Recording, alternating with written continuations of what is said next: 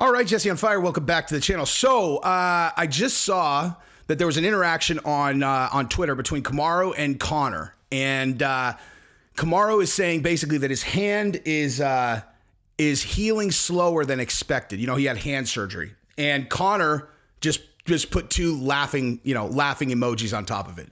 And someone sent that to me, and I knew exactly what was happening right there. And I'll tell you exactly what that is. But before I do, if you like the content, subscribe and ring the bell. Tell everybody that you know, because guess what, son? I'm about to give you some insight that you wouldn't even know about. I mean, most likely. Anyway, but, another piece of this puzzle is actually Charles Oliveira. So Charles Oliveira also is saying that he wants Dariush to fight Islam Makhachev before he gives, Makhachev a title shot. So what's he actually saying? He's saying this should take a while. Like, this ought to take a while. So what's Kamaru saying and what's Charles saying? Both of them are like, this is going to take a while. Hey, my hand, man, this is going to take a while. And I'm not saying that he's making it up. I'm just saying, it's going to take a while for me to be ready to fight. And Charles is like, yeah, man, geez.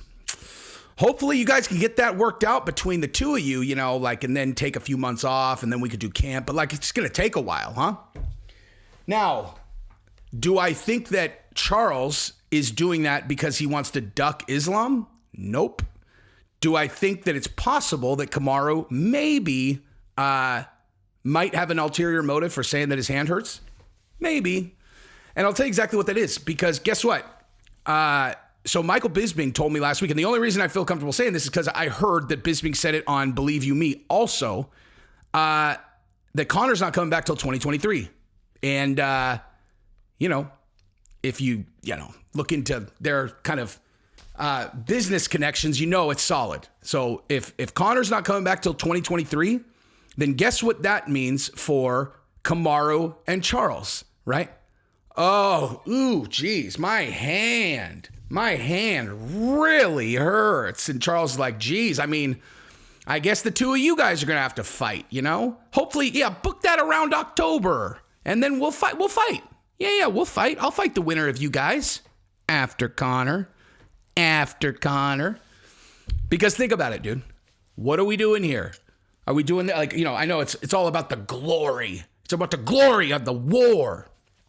Okay, well, now they're champion. So then what? It's like, well, then it's continuing legacy. It's like, yeah, totally. Continue the legacy.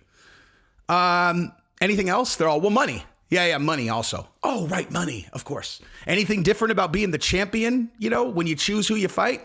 I don't know. I heard something about pay-per-view points. Right. Correctamundo. So, hypothetically, if we were just going to guesstimate what Kamaru was going to do in pay-per-view buys if he fights Leon Edwards, I don't know. Kamaru's a pretty big star now, and, UFC tends to load his cards up.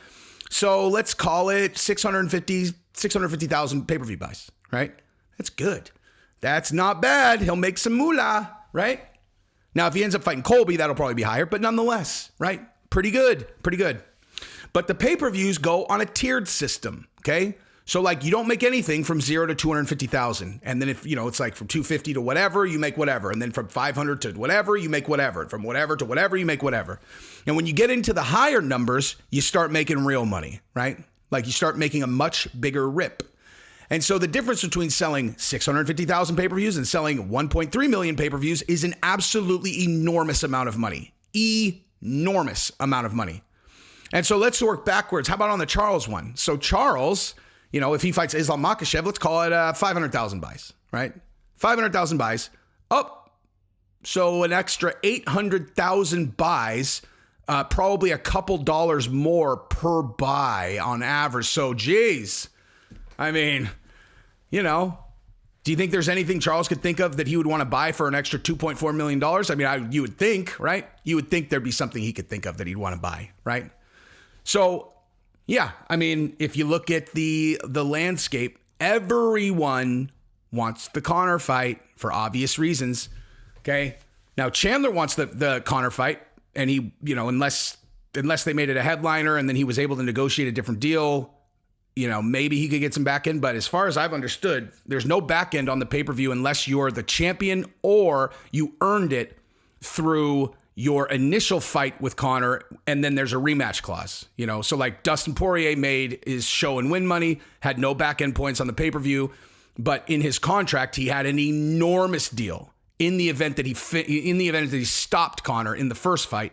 And then going into the rematch, he would have a huge deal. That's why he made so much money for the second fight, you know?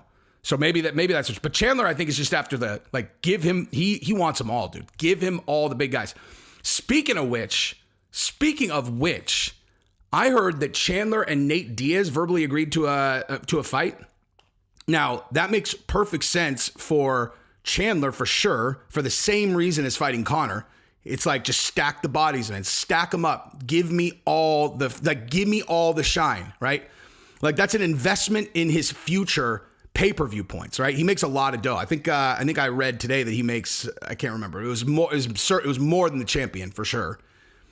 And you know, that's what happens when you become a free agent. Like, that's the thing, you know, the free agent thing, you get a lot more money. And he was coming out of Bellator as a free agent. And what a great investment the UFC made there. You know what I mean? Like, seriously, like, hats off to the UFC paying him and getting him, because what an amazing investment he was. That guy, God, if he ends up being champion, oh my God, man.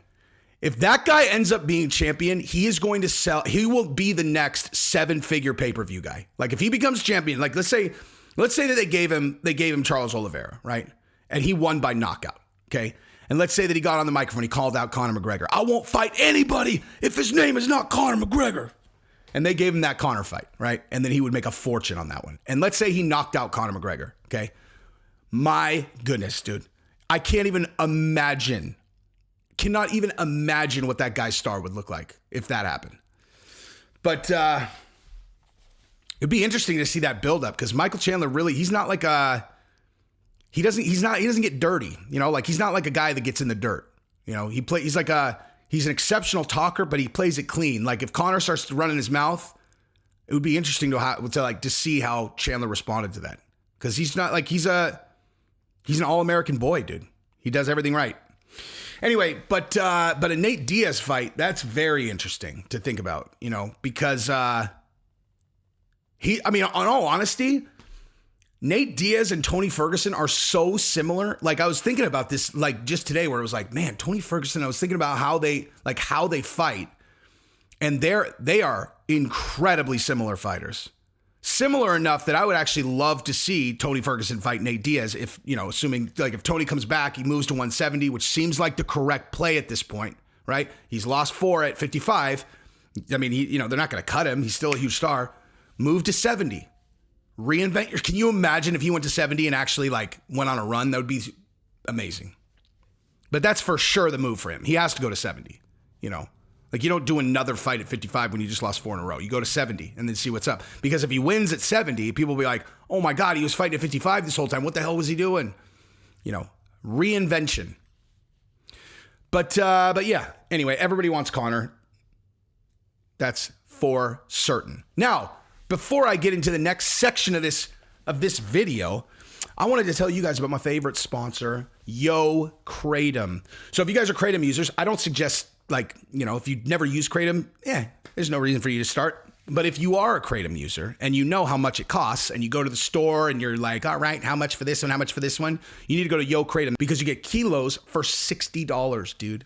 $60. How you like them apples, dog? And listen, like, I use it. Like, the quality is just as good. It's amazing, dude. Like, I'm being serious. It's amazing. And it comes in 2 days. You order it online. It comes in 2 days. It's just as good. You're paying 5 times less than you pay in the store. Really. YoKratom.com. You will love it. You will thank me. I promise you for that. So again, it's YoKratom.com. But yeah, enjoy it. You'll love it. I promise. Anyway, that's what I got. If you like the content, subscribe and ring the bell. Tell everybody. Peace.